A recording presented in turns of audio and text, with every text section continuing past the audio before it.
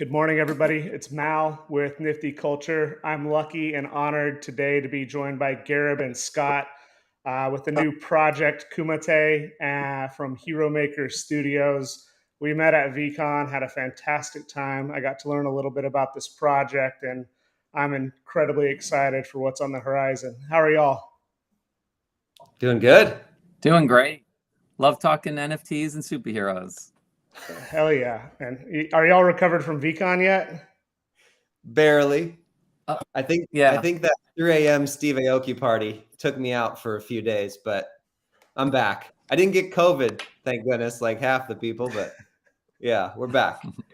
I was, like I said, it's so exciting to meet y'all and just the unique background that y'all bring, and I'd love to probably start there with kind of the expertise with Comic-Con and Wizards and kind of what y'all's backgrounds are and how what your expertise is in the kind of real world or Web 2 world is going to translate really interestingly with Web 3.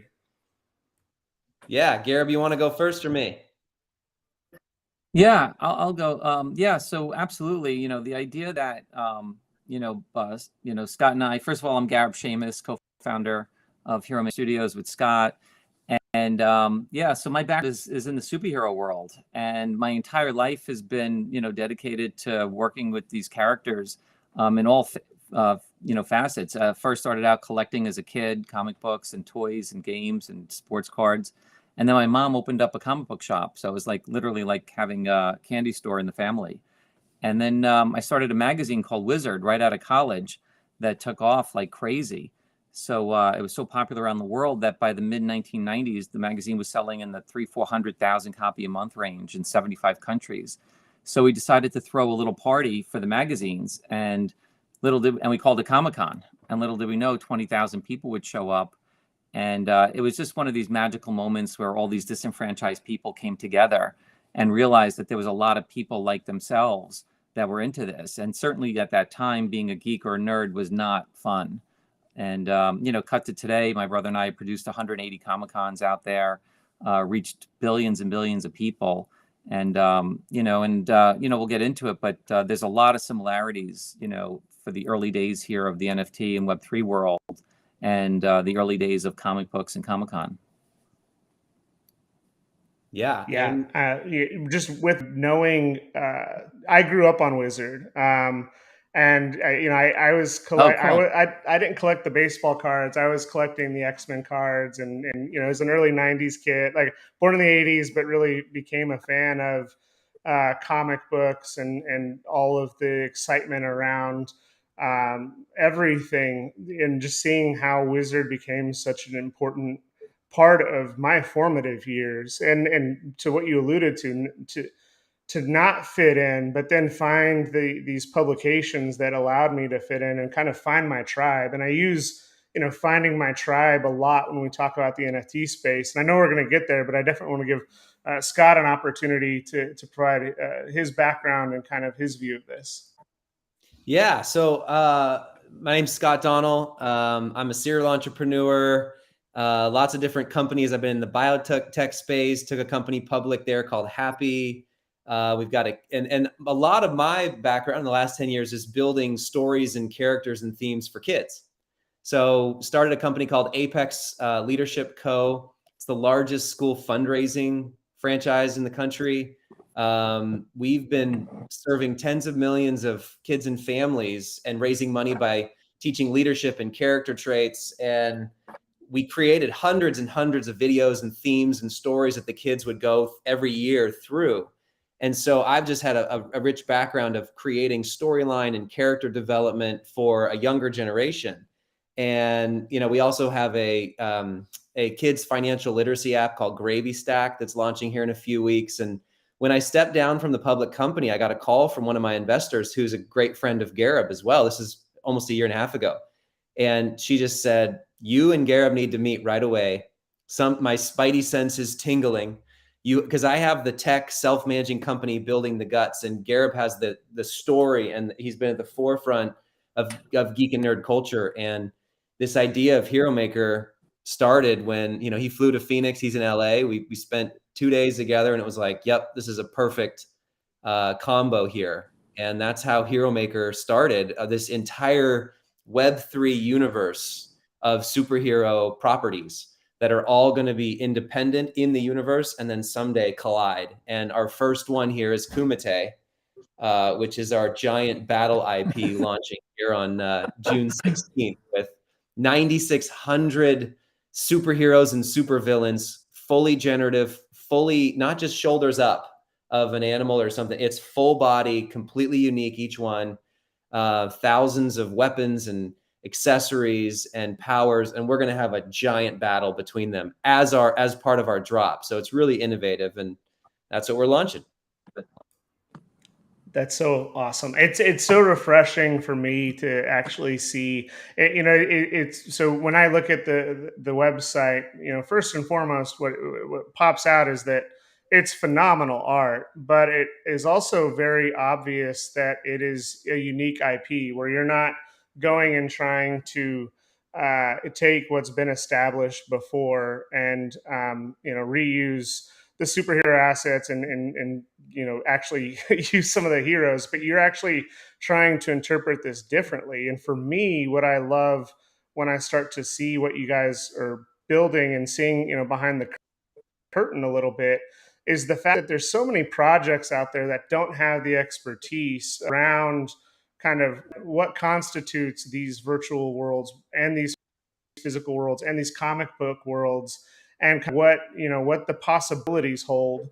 And when you start to think about that level of what can change, and the two people that have talked about this frequently that I always reference are Gary V and Tom Bilyeu. And Tom and our show way early on, when Nifty Culture was just in its infancy, talking about he wants to build the next Disney, and he didn't hide that. He said that. And then Gary V with what he wants to do with V Friends and everything else. It's so interesting to me that you have the expertise from Comic-Con. You look at the two big gorillas that are in the space, and you have the expertise to say, no, like what this represents, what this NFTs represent is the ownership and everything else. So what happened that helped y'all realize the opportunity here for these projects and future projects that are going to come, and how your real world expertise can allow for something awesome when there's so many NFTs out there that are trying this, but they don't really know what they're doing? Yeah, so Scott and I are 100% aligned with this one word that's going to resonate, I think from now and forever, and it's the word storytelling. Everything is about telling stories and beginning with that.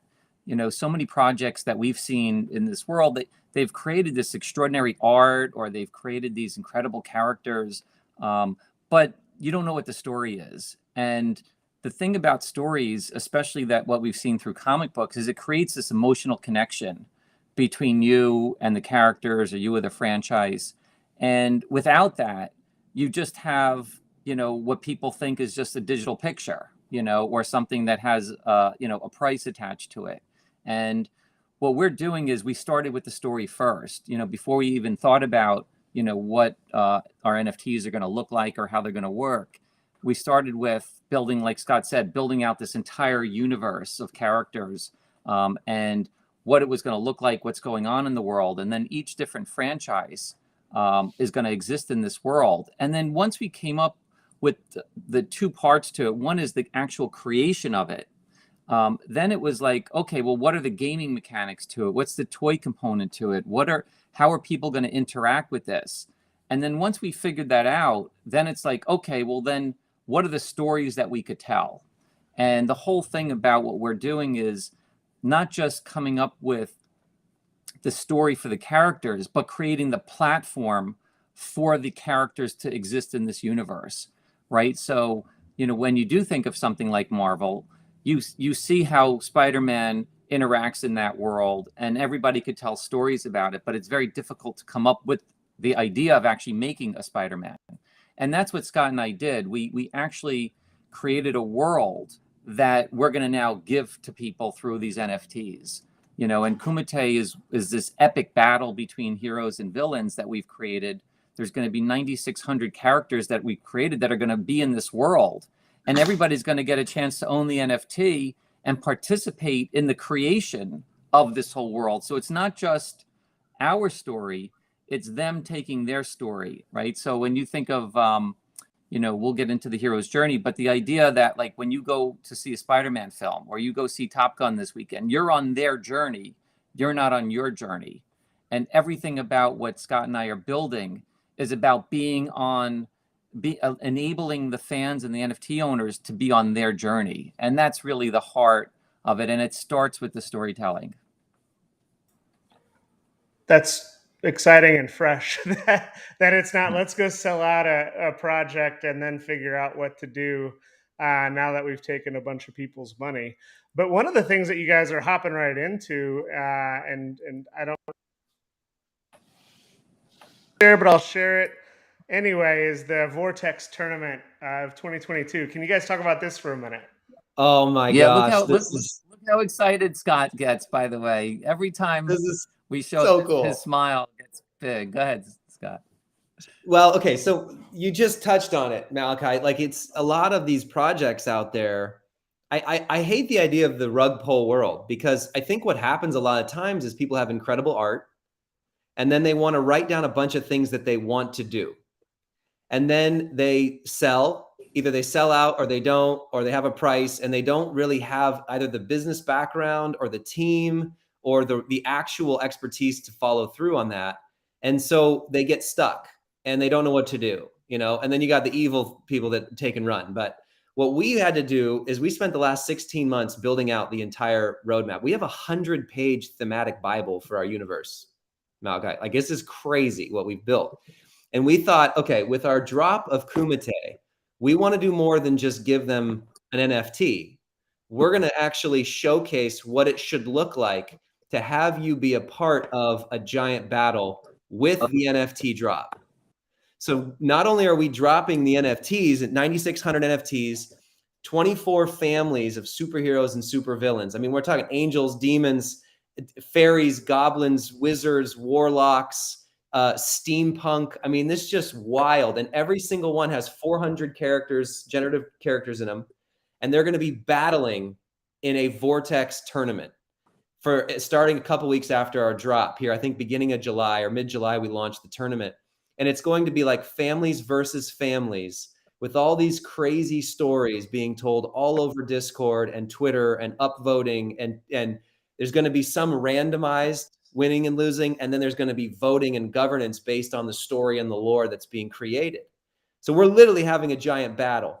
And nobody dies in the battle. These are synthetic beings. What happens is they move inward in the vortex as they win, right? And if you lose the first round, you stay in the outer circle. Then if you win, you start moving in. And we're going to create this basically 1 through 24 ranking by the end of our tournament. And then we immediately go into staking training mode, right? Our version is training mode, where you've got, you know, a bunch of other properties that allow it. We love the idea of training mode, because training mode allows your character to develop. It allows it to earn boosts. It allows it to earn rewards as you hold your NFT and actually actively do stuff with it. And so we're creating sparring. We're going to have boosts and defense and attacks and really fun things that people can do inside their families to really, you know, build themselves up for the next Kumite tournament. And the next Kumite tournament coming later in the year will have more opportunity for people to engage more one-on-one with other characters. It'll have live events. There's so much going on with what we're building, even before we get into play to earn games and mobile games and licensing and production and movies and all that kind of stuff. We wanted to showcase a drop doesn't just have to be a drop. A drop can be really fun, and it can be really powerful to build tight community with the audience. So we're going to have people literally vying for, I got to buy all the steampunks with all my friends so we can go wild and try to whoop everybody as the steampunks, right? I'm going to go try to get one of every family so that I can have a winner in the pot for the top rewards we give out for the top 3 family, you know, like that kind of stuff. So how can we gamify and really innovate the NFT drops themselves? That's incredible, and it's much more well thought out than 99.9% of the roadmaps that we see currently out there. When you look at not even what's the usually it's sellout merch, some community built into the Discord, maybe a live event on the back, and then maybe an airdrop. And airdrops are not community, and airdrops are not utility, or they barely are utility if they give you a dividend. But just the fact that this is so well thought out, and it's not vaporware either. That's all just going to come, and 2025 is really exciting. So Yeah, one of the fun things too about it is just again the way Scott and I are thinking about it very differently, which is we looked at the idea of what staking is all about, or nesting, or any of those type of mechanisms that people have created, and it was all about how do we reward you for not doing anything.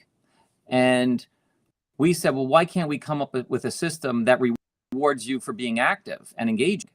And that's when, like Scott had this magical word, training, came up, and then the idea of sparring, right? So we're working on specking out an engine where people can spar their characters against another character, where they can train and up level, their characters, so that over time, people can get their NFTs to actually be more effective, with their families in the tournament.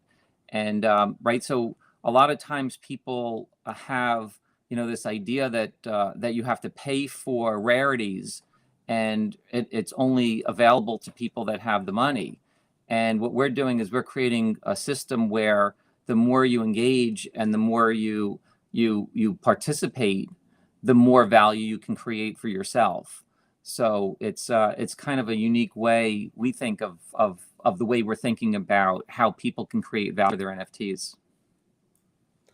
Yeah, I think that's one of the biggest challenges that we see today in the space is just humans are by nature fickle, and that's not necessarily a bad thing. But when you look at a lot of the projects that are out there, they have that blitz and then the Discord dies. But I think having a plan in place for that long-term strategy that can keep people engaged and really build that community. And I don't want to underemphasize the importance of y'all's experience, especially when you think about, when you think of community and IRL. It's really, really hard to think of a better example than Comic-Con, because even if you're not into comic books, Comic-Con has passed into the lexicon of our culture. And so that expertise definitely, when you think about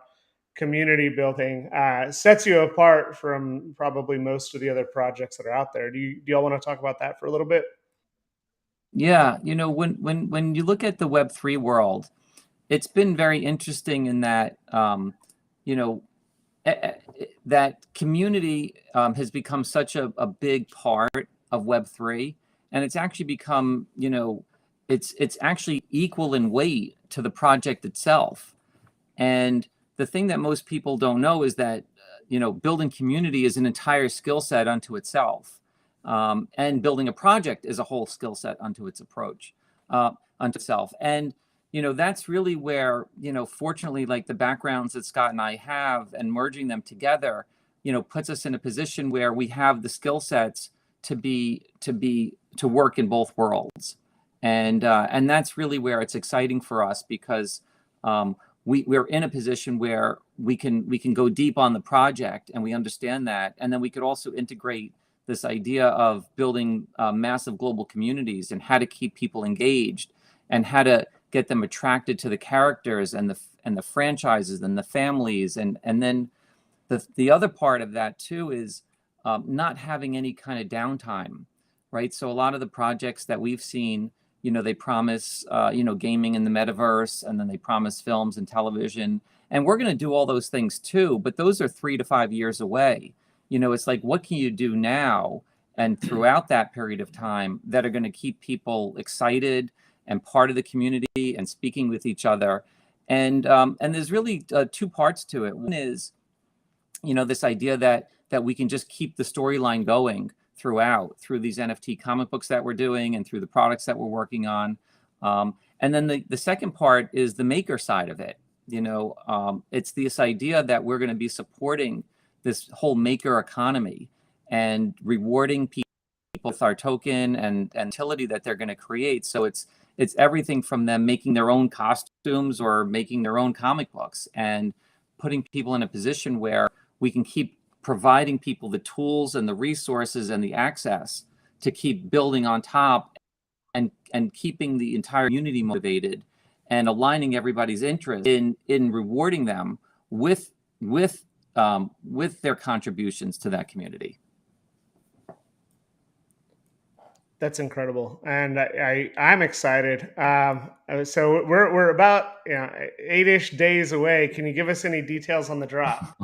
Yeah, I mean, obviously, it's our first one, so it's kind of like ground floor for us. If you think of the hero maker world, the universe that we're creating, there's already 34 other properties behind this on their way. So KUMITE is literally like ground floor, and so we've learned a ton in the last couple months. We delayed the launch until we wanted to get it right, and so the stars have finally aligned for us to do this. It's going to be 0.08 ETH or ish, around there, less than 0.1 ETH for sure. 9,600. June 16th it launches. Pre-sales start on the 14th for the folks on our allow lists. And I mean, we're excited, a little nervous. Just we didn't realize that thousands of people would be jumping on this so fast just in the last couple weeks. I think all it took was, here's our date, and then just and all these different, big names coming in, and people are seeing the art. I think they're like, wow, the art is just head to toe, fully unique. We literally acquired a company, by the way. We're not just a couple guys launching a project. We have a team of 30 building this in the background. Garib's going to show you some of the art as I'm talking, but it's we acquired Reckless Deck on the East Coast, and they have a team of a dozen artists that have been literally building this with us, using our brains for the last 5 months around the clock, building each of these out. So they are head to toe. Everyone has completely unique accessories, costume, weapon, powers, background, psyche, lore. Everything is unique. And that's what people are going to be able to have with derivative licensing rights and everything involved in these characters. We're even discussing the idea of potentially letting people name them right now. And, as it relates to them inside of their family, they have a specific role to play inside of the family. So yeah, that's some of the details around this. Yeah, we've had 10 different body types, actually. So when people are doing these derivative drops, usually it's about one or two derivatives generatives that they do. Because we have 10 different body types, and then half the collection is male and female, and we have 24 different families. We actually have 24 different generatives that we had to do. I'm sorry, we had 48 generatives that we had to do, which for our tech team was like, oh my God, like no one's done more than like 2 or 3 or 4 of these, and you've got 48 going. So it's going to feel like you're getting a very unique figure here. So like if you have a figure from an NFT from, let's say, the superhero family or the supervillain family or the ninjas, like Scott said, there's only 400 of them. So 400 out of 9,600 is only 4%. So just every single NFT you get starts out at a 4% rarity, just in terms of what you have. And so it's pretty exciting, what we're doing. It's definitely been stressful in that, one of the things that we've learned is that because it's a smart contract, all your decisions need to be made ahead of time, right? There's no after the fact decision. So every decision affects another decision. So when when you want to decide something, you can't just say, all right, we'll get back to it, or we'll fix it later. So that's the part that I think has been the most kind of grueling part of it, because Scott and I laugh like every night, like our brains hurt, because you can't just think about one thing. It's how does it impact everything else. So you can't. So the minute you make one decision, it affects a lot of other things. And so yeah. So once the smart contract is done, then we go into the what we think is like the fun mode of really really just sharing it with the world, and then really just it really benefits from our skill set of just engaging people and building something really extraordinary.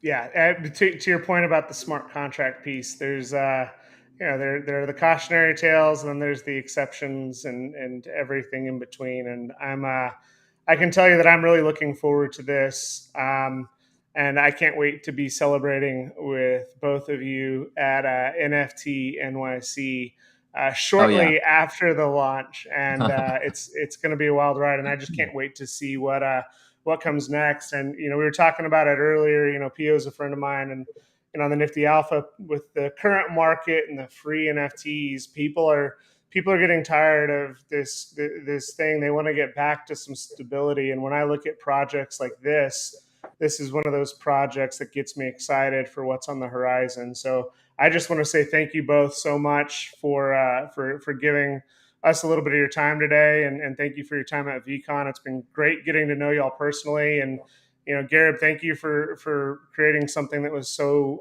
foundational and impactful for me as a youth, and finding a new way to see what's on the horizon for the community. So thank you. Same. Yep. Yeah. And we definitely encourage people to follow us on Twitter at KUMITE NFT. And then also to join our Discord. We've got a lot of fun stuff that's going on there. Obviously we've got things going on for the allow list, but post draw thing from sneak peeks and all kinds of special clubs and special access and all kinds of like really cool things that we're going to do to engage people all the time. So thank you. Malachi, let's make sure we both get an NFT in the same family as much as we can, and we can go to battle together. It's going to be awesome. I can't wait. It's going to be awesome. All right. I'll see you guys soon. Thanks, buddy. Thank you. Yeah.